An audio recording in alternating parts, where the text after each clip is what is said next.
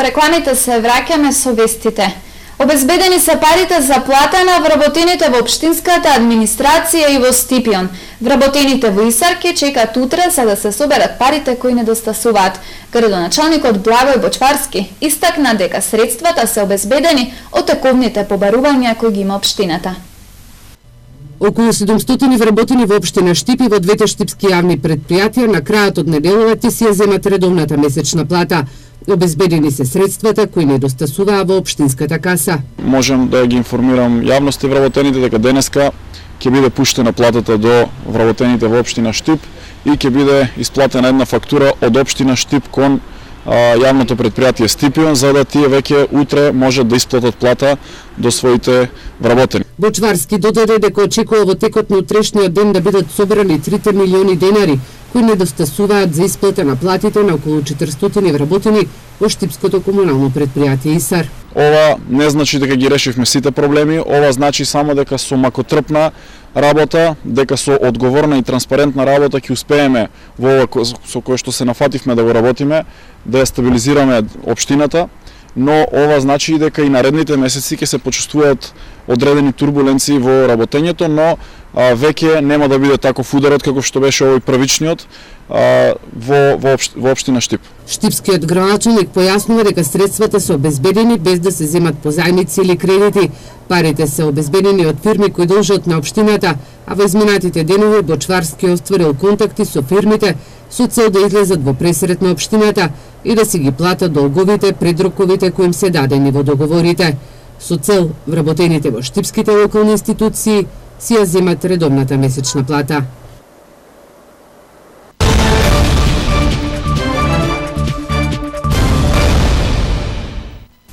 Полицијата со вонредни мерки за справување со нелегалната сеча во Штипско. Дивата сеча во пораст, зголемен е бројот на кражби на дрва, но и случаите на продажба на огревно дрво кое потекнува од нелегална сеча. Поради ова, полицијата ќе ги засили контролите на терен со цел да се стави крај на пустошењето на шумите. Ќе се патролира на патиштата, улиците, но и на дивите премини кои дивосечачите ги користат за транспорт на огревни дрва. Со цел откривање, спречување и намалување на нелегалните активности, поврзани со нелегална сеча и транспорт на огревно дрво, пустошење на шуми, кражби и нелегална трговија со дрвната маса, екипи од полициски службеници во содејство со шумска полиција ќе ги засилат дневните, а посебно ноќните контроли на терен и ќе поставуваат контролни пунктови на одредени места. На удари понатаму ќе бидат местата каде се врши нелегална сеча и продажба на огревните дрва, како и контрола на одредени правци на движење на нелегалните дрвосечачи и моторните возила со кои се врши нелегален транспорт. Но не само ова, надлежните од СВР Штип ги охрабруваат граѓаните да ги пријават случаите на бесправна сеча, доколку ги забележат во својата околина, но истовремено ги потсетуваат и дека купувањето на огревно дрво без дозвола е казниво со закон. Апелираме до граѓаните за подигање на општествената свест околу нелегалната сеча и продажба на огревно дрво, да не купуваат огревни дрва без соодветна документација, бидејќи истото е казниво со закон и доколку се пронајде таква дрвна маса, истата ќе им биде одземена. Воедно апелираме до граѓаните да излезат во пресрет на активностите што ги презема секторот за внатрешни работи Штип и доколку располагаат со било каква информација за бесправна сеча на дрва, како и купување на дрва без соодветна документација, да пријават на бесплатниот телефонски број 192. СВР Штип оваа година за бесправна сеча на дрва има поднесено 18 наспроти 12 кривични пријави во истиот период лани. Во Берово во изминатите 3 дена експерти од Македонија, Германија, Албанија и Косово работат на заеднички проект како да се воведат напредните системи за рано откривање на шумските пожари. Бенефит од европскиот проект ќе има Дирекцијата за заштита и спасување и пожарникарите. Националните паркови Маврово и Пелистер ќе се штитат од шумски пожари со сензори и дронови. Експертите од Војната академија генерал Михајло Апостолски обезбедија европски пари кои заедно со партнерите од Германија, Бугарија, Албанија и Косово во наредните 2 години ќе постават напредни системи за детектирање за рано откривање на шумските пожари, кои доколку навреме не се изгаснат, прераснуваат во големи огнени стихии, зад себе одставајќи опустошени шумски подрачја, а државата трпи и штети со дополнителното ангажирање на поголем број на луѓе и на припадниците на Арама во нивното локализирање. Ваков систем најпрвен ќе се постави во Националниот парк во Маврово, каде што вработените треба да кажат кои се пределите кои се строго заштитени. Од кога се инсталираат тие сензори, тие ќе пренесуваат, ќе детектираат пожарот во раната фаза, ќе го пренесуваат сигналот до центарот кој се наоѓа во Националниот парк Маврово или Националниот парк Пелистер. Од таму операторот ќе добие сигнал дали настанал пожарот и ќе може веднаш да го извести лицето кое е надлежно за ангажирање на лицата за гаснење на пожари. Пред да го направи ангажирањето, тој ќе има можност со видеокамера или со дрон да провери дали навистина постои пожар или алармот се случил поради некои други причини од сензорите. Искуството од спремувањето со шумските пожари, посебно во делот на превенцијата и детекцијата, зависи од географските карактеристики на земјата. Германските експерти се со став дека треба да се подобри опремата, за да се подобрат работите во кризниот менаџмент. Let's say the situation in Germany, from my point of Овде ќе се изведуваат експерименти, па преку нив ќе откриеме која опрема е најпотребна, која опрема е најдобро научно и економски достапна.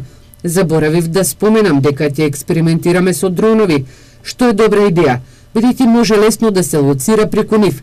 Тие се релативно поевтини од хеликоптер или авион. Доволен е само телефонски повик за да тргнат. Ваквата опрема прави многу добра врска меѓу трошоците и бенефицијата, но мора да бидат тестирани и ние тоа ќе го направиме. Имплементацијата на проектот ќе трае до април 2019 година. Деканот на Воената академија Орце Поповски забележува дека бенефит од македонска страна ќе имаат пред се дирекцијата за заштита и спасување и пожарникарите, кои директно се ангажирани во справување со шумските пожари. Во раната фаза од појавата на пожарот, многу мали сили и ресурси се потребни да се локализира, односно да се изгаси пожарот. Тој кога ќе се прошири, кога ќе земе замав, веќе не знам ни тракторите, ни не знам кој, дали може на соодветен начин да одговорат и да се справат во даден временски период со таквите пожари. Значи, превенцијата пред се и преземањето на акција во раната фаза, скратувањето на времето од појавата на пожарот до излегувањето на екипите на пожарот. Тоа е целта на овој проект. Сушно во лето, но и намерното подметнување на пожарите зад себе оставија голи планини.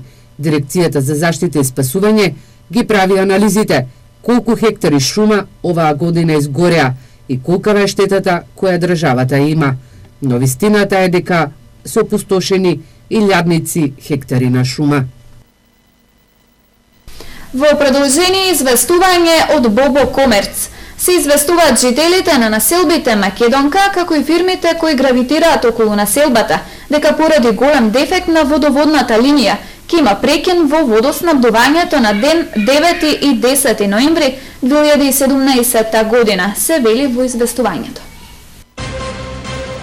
По 3 години Голгота, боксот се враќа во нормален колосек. Викендов ќе се одржи Златен гонг.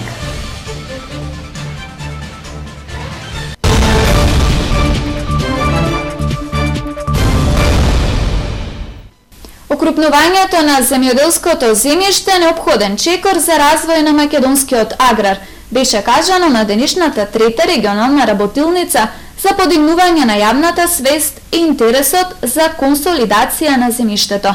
Малите и раситнати парцели резултираат со ограничено производство, зголемени транспортни и производителни трошоци, како и неможност за имплементација на современи технологии и развојни планови.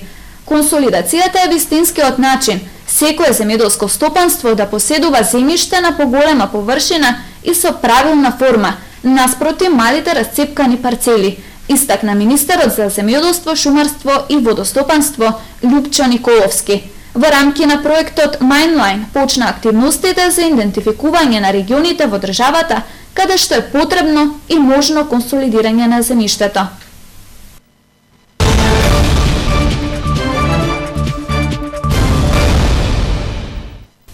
Лицата со инвалидитет треба почесто да излегуваат од дома. Посетата на концерти, изложби и други манифестации е одлична можност за овие лица да се дружат и разменуваат ставови и мислења. Вчера во Штип се одржа традиционалниот хуманитарен концерт во организација на Сдруженијето на слепи лица. Вчера во Домот на културата се одржа традиционалниот хуманитарен концерт, кој повеќе од 10 години го организира Сдруженијето за слепи лица. На овој начин, велат од Сдруженијето, лицата со инвалидитет полесно се интегрираат во општеството, а народната музика е единствен начин лицата со хендикеп да излезат од своите домови. Вчера вечер покрај професионални музичари, своите вокални способности ги покажаа и слепи лица од Скопје, Кочани и Штип. Целта на ова активност, на оваа манифестација е да ги извадиме слепите лица од нивните домови и барем за малку да внесеме во нив на ведрина едно расположение, значи они секој ден дома се затворени у 4 дена слепи лица, тоа значи се понат била само негативна енергија, тоа е страшна работа. И покрај тоа што постојано се говори за инклузија на лицата со посебни потреби, кај нас во пракса многу малку се спроведува, појаснува Витанов. Инфраструктурата, тешкиот пристап до институциите се едни од главните причини за лицата со инвалидитет да останат заробени во сопствените домови. За жал, инфраструктурата е таква да не дозволува за жал се уште таква слобода да одат слепите лица конкретно по градот без придружба. Средствата собрани од продажбата на карти ќе биде наменета за членови на Сдруженијето. Денес во Дом на млади Штип се одржа поетска средба со Михаил Ренџов и промоција на книгата Јас елегии. Со оваа книга поетот ја освои македонската поетска награда Браќа Миладиновци. Поетската книга Јас елегии од Михаил Ренџов денеска беше промовирана во Штип. Издавач е книгоиздавателството Макавеј од Скопје, а организатор на промоцијата Домот на младите во Штип. Оваа поетска книга на Ренџов на годинашните струшки вечери на поезијата ја освои најпрестижната македонска поетска награда Браќа Миладиновци. Одавно не уште настапувано, меѓутоа мило ми е што еве мојата книга што доби Браќа Миладиновци наградата ќе биде представена во мојот град, што поручки ми е инспиративен бруток за сите мои дела. Имам една книга што се викаше Тој. Одминаа годините и така натаму, па си реков, ако сум напишал Тој, зошто да не биде книга Јас? И дојдов до тоа да се кажам она што е во мене, да кажам кој сум јас, се разбира како поетско бидување. Беседа за поетското творештво на Михаил Ренџов и осврат кон наградената книга одржа поетот и литературен критичар Бранко Цветковски. Михаил Ренџов веќе е меѓу иконите на современата македонска поезија и неговиот поетски опус граден речиси 50 години во македонската литература остава најзабележителни траги како на виден лиричар, лиричар со голема мудрост и творец кој што е посветен целосно на битието на лириката. Неговата книга Јас елегии доаѓа во најзрелото доба на Михаил Ренџов и таа денес представува едно враќање кон темите на залезот на човековиот живот и затоа е таа испеана во елегичен тон и затоа таа дава многу пораки за сите нас, воопшто, за сите кои што живееме и постоиме, за сите прашања кои ни се наметнуваат во нашиот секојдневен живот и воопшто во нашата размисла за постоењето воопшто. Михаил Ренџов е веќе меѓу доаените на македонската современа поезија. Автор е на 30 на поетски книги, носител на врвни македонски и меѓународни награди и признанија, а неговите книги се преведени на 20 на странски јазици. По продолжение известување од секторот за внатрешни работи Штип, кој ги известува граѓаните на општина Штип дека на ден 9 и 10 ноември 2017 година во временскиот период од 8 до 15 часот на полигонот Пенуш ќе се изведува гаѓање од повеќе оружја. Се известуваат граѓаните на општина Штип и околните населени места кои гравитираат околу бојното стрелиште Пенуш на ден 9 и 10 ноември 2017 година во времето од 8 часот и 30 минути до 16 часот и 30 минути, да не се движат во и околу военото стрелиште Пенуш од безбедносни причини. Известувањето ви го доставуваме заради благовремено известување на јавноста, како не би дошло до вознемирување на местното население, се вели во известувањето од секторот за внатрешни работи Штип.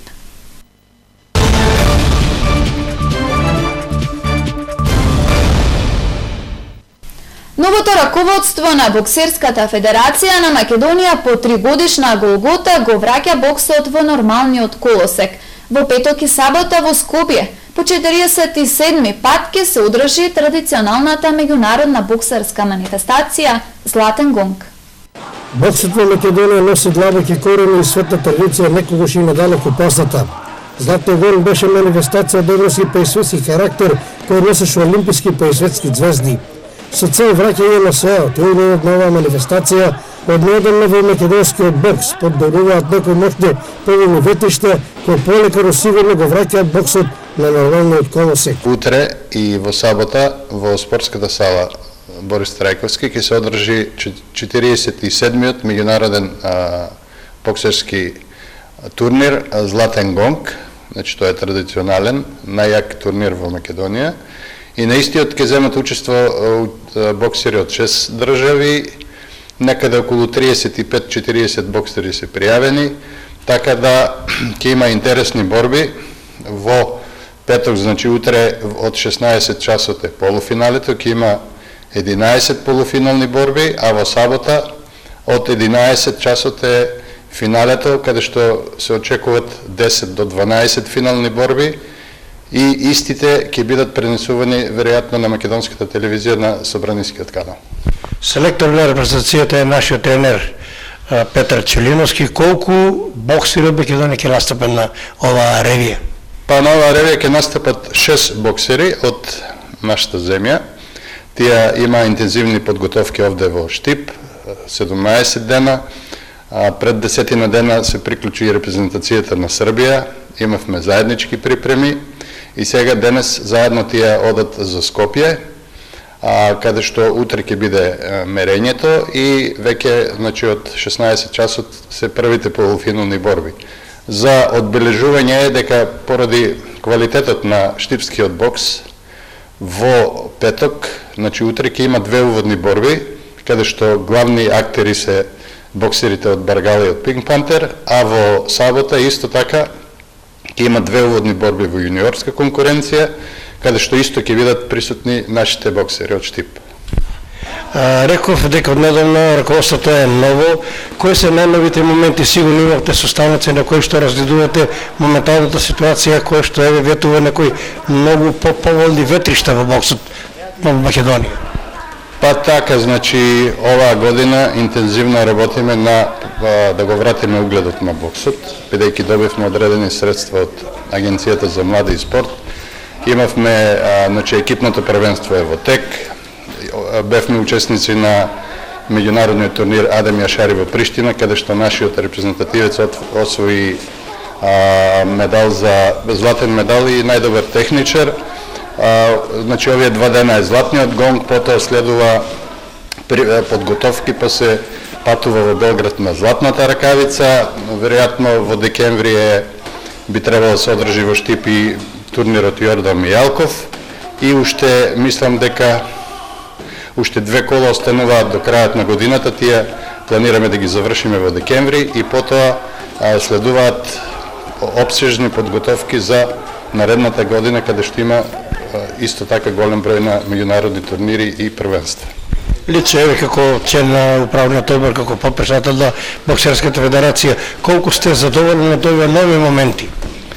Знаете како, после 3 години абстиненција, боксот гледаме сега со овие настани дека се полека се враќа во живот, значи се уште е рано да кажеме дека сме вратени на старите стази, меѓутоа планираме со доедукација на тренерскиот кадар, со учество на многу турнири, со наш ангажман како управен одбор, помош на клубовите во спортска опрема, во ракавици, во и друга опрема, планираме дека наредната година ќе ни биде еден вид подготовка за резултатите кои ги очекуваме некаде околу 2019 и 2020, бидејќи акцентот го оставивме на младите категории, имаме одлична перспектива во кадетска и јуниорска конкуренција, кои за 2-3 години треба да бидат сениори и веќе тогаш се очекуваат првите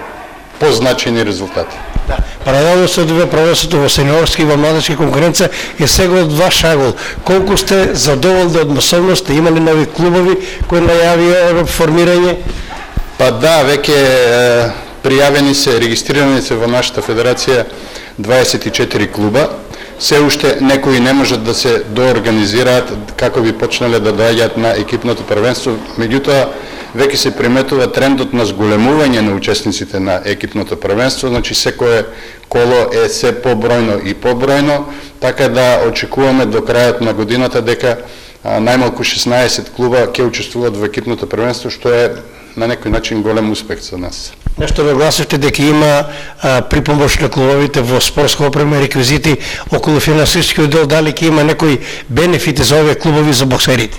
Па сигурно, затоа што на седниците на управен одбор донесовме неколку значајни одлуки кои се однесуваат на еден вид финансиска помош на клубовите. За секое учество се планира одредена сума на пари за клубовите. Значи добија мајци и гакички, планираме сега да им купиме оние неопходни штитници за заби и се друго што им треба. Веќе набавивме одреден број на ракавици за спаринг, така да клубовите едноставно немаат никакви трошкови, нивно е само да тренираат, превозот е безбеден, имаме бесплатен ручек на самиот ден на првенството, значи на клубовите им е оставено само да тренираат и да доаѓаат во што помасовен број. Со информациите од спортот ги завршуваме. Вестите на Ирис телевизија. За повеќе можете да прочитате на социјалните мрежи. Пријатна вечер!